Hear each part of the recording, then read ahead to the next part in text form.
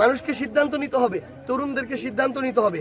যারা বিগত 3 বার খালি কথা দিয়ে গেছে কিন্তু নির্বাচনের পর হারিকেন ধরাও খুঁজে পাওয়া যায় নাই, তাদের উপরে তারা আস্থা রাখতে চায়, নাকি যারা তাদের দুঃখে কষ্টে সবসময় পাশে ছিল তাদের উপর আস্থা রাখতে চায়? যেই 11টা দল অভ্যুত্থান পরবর্তী বাংলাদেশে মানুষের উপরে জুলুম করে নাই, যেই 11টা দল চাঁদাবাজি করে নাই, মানুষকে মিথ্যা মামলা দেয় নাই, মামলা বাণিজ্য করে নাই, হয়রানি করে নাই, হয়তো উপকার করার চেষ্টা করছে কিন্তু ক্ষতি করে নাই, এই জায়গা থেকে মানুষ আশান্বিত হচ্ছে।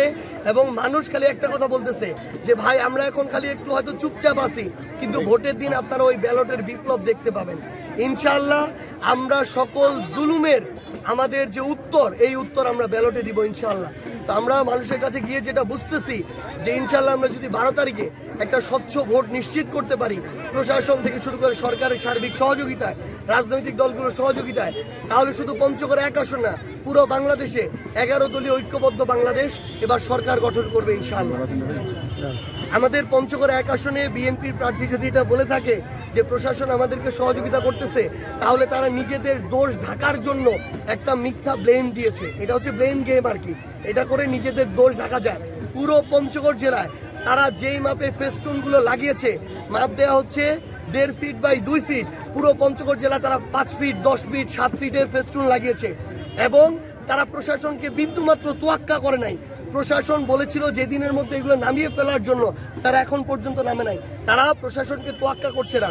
আমরা এই প্রশাসনকেও বলতে চাই, আপনারা যদি সকল রাজনৈতিক দলের সাথে আপনাদের ওই গার্ডস না দেখাইতে পারেন, আপনারা যদি নিয়ম নীতি না বানাইতে পারেন, তাহলে আপনারা আপনাদের পথ ছেড়ে দেন। একদম স্পষ্ট করে বলি, আপনাদেরকে নীতির মধ্যে আমাদেরকে যদি কোনো সমস্যা থাকে আপনারা বলেন, আমরা সংশোধন করে দেবো সাথে সাথে, কিন্তু অন্য কেউ যদি না করে তার বিরুদ্ধে ব্যবস্থা নিতে হবে।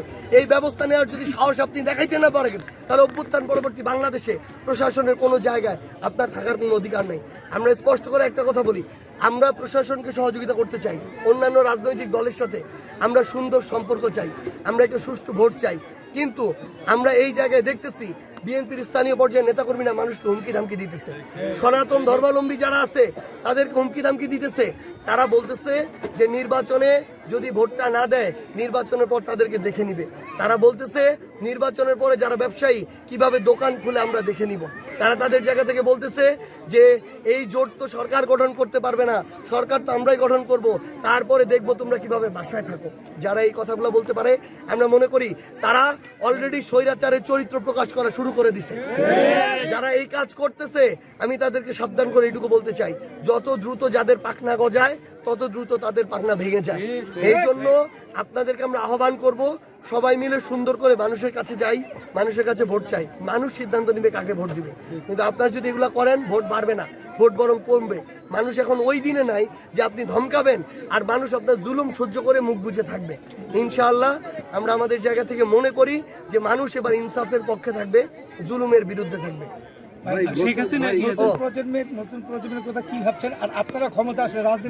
শেখ হাসিনা ভারতে বসে বাংলাদেশের সিদ্ধান্ত নিবে, ওই দিন এখন আর নাই। কিংবা বাংলাদেশের বাইরে বসেও, বাংলাদেশের বাইরের অন্য কোনো দেশ, অন্য কোনো এজেন্সি বাংলাদেশের ভাগ্য নির্ধারণ করবে, ওই দিন এখন আর নাই। এই তরুণ প্রজন্ম, বিপ্লবী প্রজন্ম, অভ্যুত্থানের প্রজন্ম এখনো ঘুমায় নাই, তারা জেগে আছে।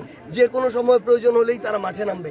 এবং আমরা স্পষ্ট করে বলি, ওই বাইরে থেকে এরকম অনেক কিছু বকা যায়, সাহস থাকলে বাংলাদেশে এসে বলুক, তারপরে বাংলাদেশের মানুষ দেখাই দিবে যে বাংলাদেশে তাদের অবস্থানটা এখন কি।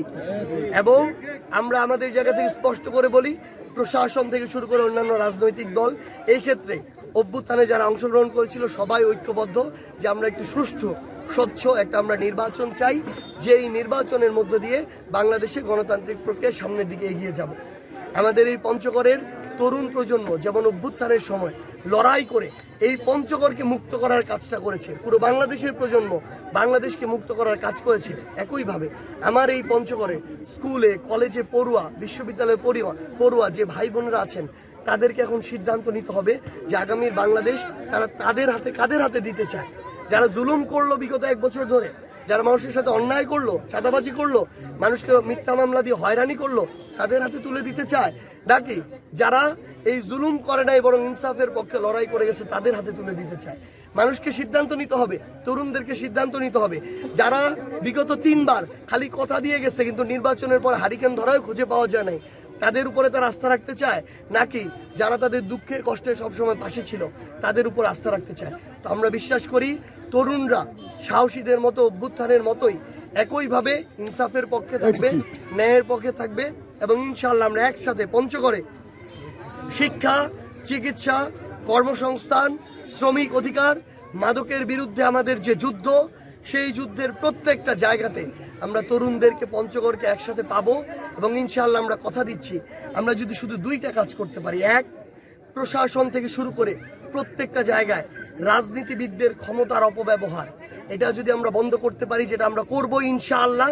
আর আরেকটা জিনিস যেটা হচ্ছে প্রত্যেকটা জায়গায় জনগণের সাথে ইনসাফ প্রতিষ্ঠা, সেটা সরকারি কর্মকর্তা কর্মচারীর কাছে হইতে পারে, অফিস আদালতে হইতে পারে, সেটা মিডিয়ার মাধ্যমে হইতে পারে, প্রত্যেকটা জায়গায় আমরা যদি এটা প্রতিষ্ঠা করতে পারি ইনশাআল্লাহ, শুধু পঞ্চগড়কে নয় এই বাংলাদেশকে আমরা মুক্ত করতে পারবো ইনশাআল্লাহ। আসসালামু আলাইকুম।